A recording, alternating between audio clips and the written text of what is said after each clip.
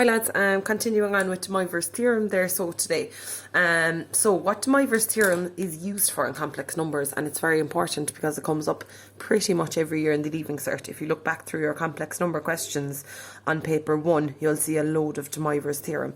It mightn't say De Moivres Theorem, but it will be used for when you have a power up here, okay? It's on page 20 of your log tables. So if you have your log tables there, would you please go to page 20? Just so you're familiar with where it is. And De Moivres Theorem, you see it here, and it's written out there for you. Okay, so let's go through. What does it actually say? So if it's for a complex number, what form do we call this again? That's polar form, okay? So I have the modulus here and the argument, and I have a power here. So the whole complex number is to the power of n.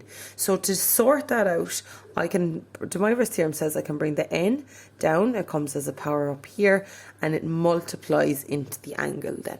Okay, so that's De Moivres Theorem. You must have a plus in between them. You have to have a plus here.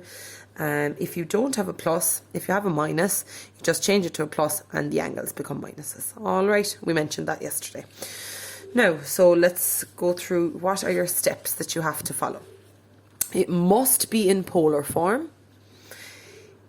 You apply De Moivres Theorem, bringing the n down to the modulus and multiplying to each angle, and then you just evaluate it. Okay, so let's evaluate this one. So I have it in polar form, which is what I want, which is my cos and my sine. I don't have anything in front here, so my 3 just goes onto nothing, or onto 1, which becomes 1. Then I have the 3 multiplying into the angle. So it's 3 multiplied by this angle, 3 multiplied by this angle. Multiply that out in your calculator, be pi over 2 and pi over 2. Then the next step is changing my calculator to radians mode. I say, what is the cos of pi over 2? It is 0. There it is. What is the sine of pi over 2? It is 1. There it is. Also on page 13 of my log tables, where's my pi over 2? There it is. And you have your cos and your sine 0 and a 1. Okay, let's go through another one. So I have, if z is equal to this complex number here, express a z4 in the form a plus bi. What are my steps again? Make sure that it's in polar form. Second thing is apply De Moivres Theorem. And 3, work it out.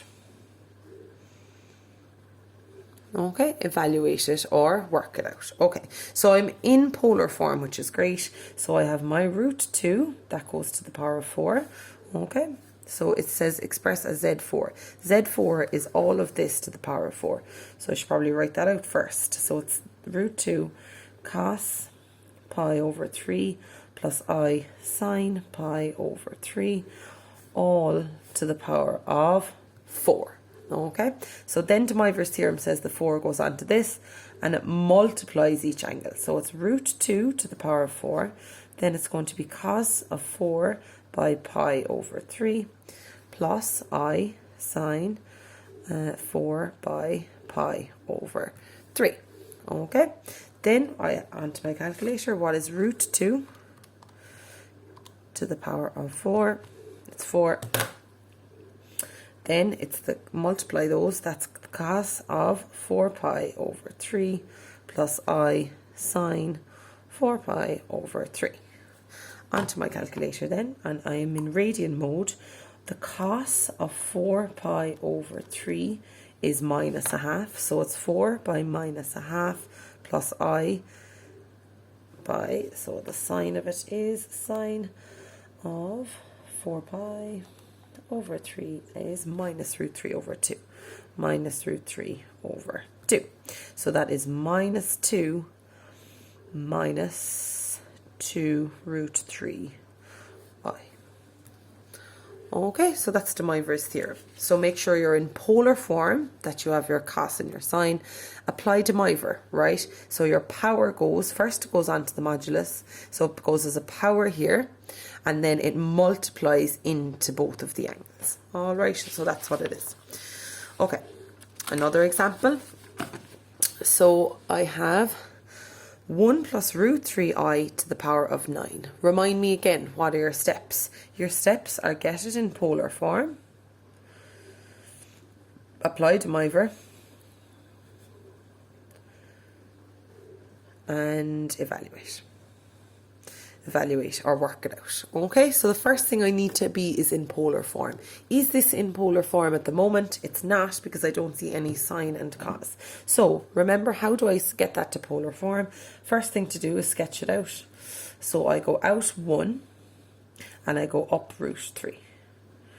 And that is my complex number. Next I want to find my r. r equals the square root of a squared plus b squared. r equals the square root of 1 squared plus root 3 squared. r equals 1 squared plus root 3 squared equals 4. So what is the square root of 4? It is 2. Next thing I need to do is find that angle, or the argument. What is that angle? So I know the tan of that angle is the opposite over adjacent. The opposite is root 3. The adjacent is 1. So using my calculator there, I can go this back to degrees mode. Second function, tan root 3 equals 60 degrees. Or to change from degrees to radians, you multiply by pi over 180 and I get pi over 3. Pi over 3. Or I could look here and say, okay, 60 degrees is pi over 3. Now I can write it in polar form, which is r cos theta plus I sine theta. So r is 2, so that's 2, the cos of pi over 3, plus I sine the pi over 3. Now I can apply my De Moivres theorem. So it was this to the power of 9. So I want all of this to the power of 9. Apply De Moivres theorem. This goes down and becomes a power here. So it's 2 to the power of 9. Then, remember what happens here? Cos of 9 by pi over 3 plus I sine 9 by pi over 3. Okay, so 2 to the power of 9, 2 to the power of 9 is 512. And that becomes the cos of, they cancel to give me a 3 pi plus I sine of 3 pi. So I have 512. Now I want it in the form a plus bi. So the cos of 3 pi, I'm going to go to radian mode. And I'm saying the cos of 3 pi equals minus 1 plus I, the sine of 3 pi equals 0. So that is minus 512 is my final answer. All right. Do I have another one to go through? No, we'll leave it there for today, lads. Oh, I do. Sorry. So I'm going to do a long video today, so I won't post any video tomorrow. Okay, so we'll just do it all together here. Okay, last example of these. Express this in polar form and hence find the value of 1 over that to the power of 3. Okay, first step is get that in polar form. So I sketch it out. So I go up, so I go out to 2. There it is. And I go down minus 2. Minus 2. Or just 2. Okay. So then my r is here. And this is my complex number. So that is my r. How do I get my modulus? Well, r is the square root of a squared plus b squared, which is the square root of 2 squared plus minus 2 to be squared, which is root 2 squared plus 2 squared. And you get 2 root 2. 2 root 2. That's the modulus. Okay. Next, I need to get the argument. Remember, it's the angle it makes all the way around here. Okay. So I know if I travel the whole way around to be 360. So if I find this angle in here, call it alpha, and subtract it off 360, that will get me the argument. The argument. Okay, so the argument is the one it makes as you travel the whole way around, but it would be easier for me just to get this small one here and subtract it off 360. Okay, so I know that the tan of alpha is opposite over adjacent. The opposite side is 2. The adjacent side is 2. So I can say the second function of tan is 1 is pi over 4, or 45 degrees. So 45 degrees, which is pi over 4. Alright, if you let your calculator in radian mode, it will get it there for you like that. Okay. Now, polar form, I have r cos theta plus I sine theta. So my r was 2 root 2, so that is 2 root 2, and cos of, hang on, this was pi over 4 in here, right? So, sorry, my angle is the one that's the whole way around here. So it will be 360 minus 45. Okay, so 360, which is 315. Or another way of saying it, it would be 2 pi minus pi over 4. So 2 pi is 360 degrees. So we could say